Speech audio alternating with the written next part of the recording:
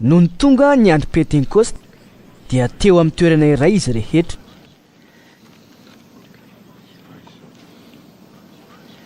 Ary nisy feo tonga tampoka avy tany an-danitra toy ny rivotra mahery mifofofofoka nanenika ilay trano miangonana.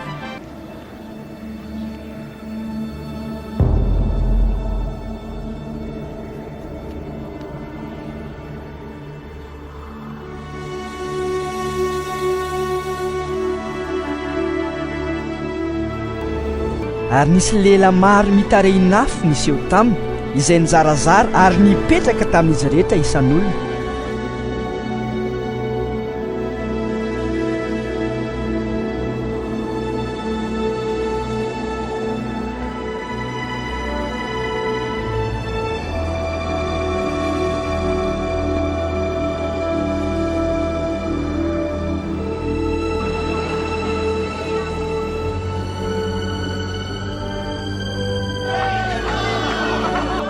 Dia samby fen'ny fanahy masina izy rehetra ka niteny tamin'ny fiteny maro samihafa araka ny nampitenena ny fanahy masina azy.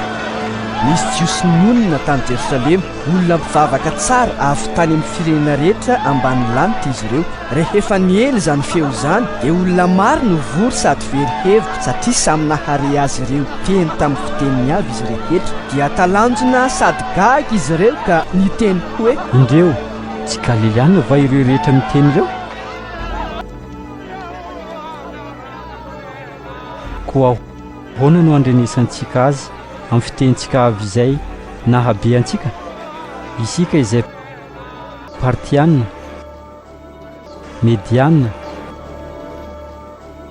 Elamita, mponany Mesopotamia, Judea, Kapadokia, Ponto, Azia, Frigia, Pamfilia, Egypte sy ny faritry Libia izay manodidina ny Kirena ary vahiny avy any Roma, jiosy sy proselita, kretana, arabo. Koa ahoana no andrenesantsika azy ireo miteny amin'ny fitentsika avy ny asa lehibe ataon'Andriamanitra? Dia talanjona izy rehetra sady tsahiran-tsaina ka nifampiresaka hoe, inona no hevitra izany? Ny sasany kosa dia nihomehy sady niteny hoe, mamy divay mamy ireo.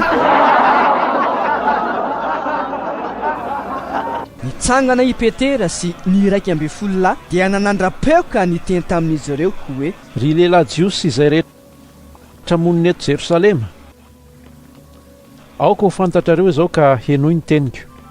Tsy mamo araka ny hevitrareo tsy akory ireo fa vaora fahatelo ihany izao ny andro. Fa izao ilay nampilazaina ny Joela-mpaminany hoe, amin'ny andro farany, hoy Andriamanitra, no andro tsahako ny fanahiko amin'ny nofo rehetra. Ny zanakareo lahy sy ny zanakareo vavy dia aminany, ny zatovinareo dia ahita fahitana, ny lahy antsitrareo dia hanonofy, ary ny mpanompoko na lahy na vavy dia handrotsahako ny fanahiko amin'izany andro izany ka aminany.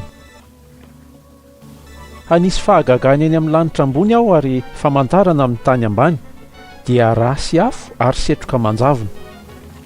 Ny masoandro dia hiova ho aizina ary ny volana dia hora alohan'ny hatongavan'ny andron'ny Tompo, dia ilay sady lehibe ny malaza. Ary izay rehetra hiantso ny anaran'ny Tompo dia ho voavonjy.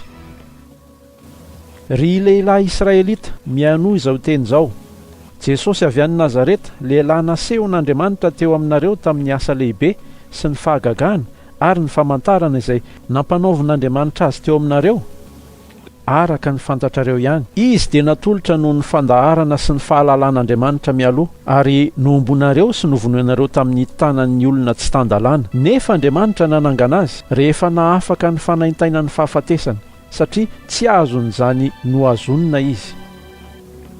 Fa i Davida dia milaza azy hoe, nijery ny Tompo teo anatrehako mandrakariva aho, satria eo ankavanako izy, mba tsy hangozozo aho, dia izany no nifalian'ny foko sy niraviravon'ny lelako. Ny nofoko koa dia hitoetra amin'ny fanantenana, fa tsy ho foina ho any amin'ny fitoeran'ny maty ny aiko, ary tsy hamela ilay masinao ho tratry ny lo ianao. Nampafantatra ny lalanainy ianao, hampifaly ahy indrindra amin'ny tavanao ianao. ry rahalahy, aoka aho mba hilaza marina aminareo ny amin'ny Davida patriarka, fa efa maty izy ka nalevina, ary eto amintsika mandraka androany ny fasany. Satria mpaminany izy ka nahafantatra fa Andriamanitra efa nianiana taminy, fa izay ateraky ny kibo no apetrany eo ambonin'ny seza fiandrianany. Ko raha nahita mialoha izy dia laza ny fitsanganan'i Kristy, fa tsy nafoy ho any amin'ny fitoeran'ny maty izy, ary ny nofony dia tsy tratry ny loha. Izany Jesosy zany dia efa natsangan'Andriamanitra, ary vavolombelona zany izay rehetra. Rehefa nasandratry ny tanana ankavanan'Andriamanitra izy, sady nandray tamin'ny iray ny fanamasina izay nokasainy, dia nandrotsaka izao hitanareo sy renareo zao.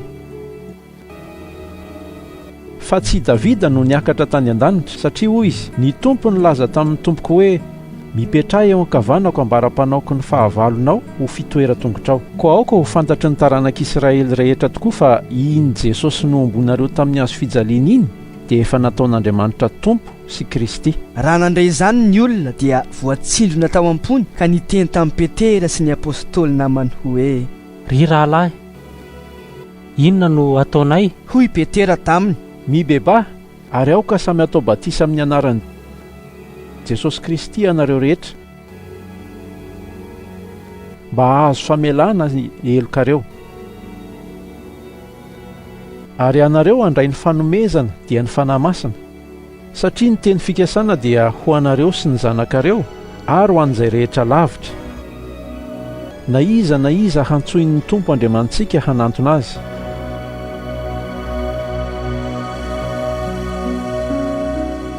Ary nanamafy izany izy sady nananatra azy ireo tamin'ny teny maro hafa koa hoe, aoka ho vonjenao afaka amin'ity taranaka maditra ity ianareo. Dia natao batisa ireo izay nandray tsara ny teniny, ka tokony ho 3,000 ireo olona fa ho nanampy ho isany tamin'izany andro izany.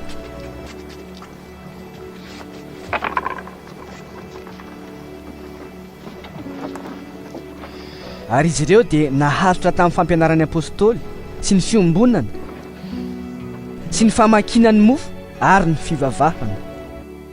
Dia raiky tahotra ny olona rehetra, ary fahagagana sy famantarana maro no nataon'ny apôstôly. Izay rehetra niny dia niray toerana, sady niombonany avokoa ny fananany rehetra. Namidiny ny taniny sy ny fananany ka nozarainy tamin'izy rehetra araka izay nilainy avy. Niray saina isan'andro izy ireo, ka nazotona keo amin'ny tempoly, ary namaky mofo tao an-trano sady nihinan-kanina tamin'ny fifaliana sy ny fantsoram-po.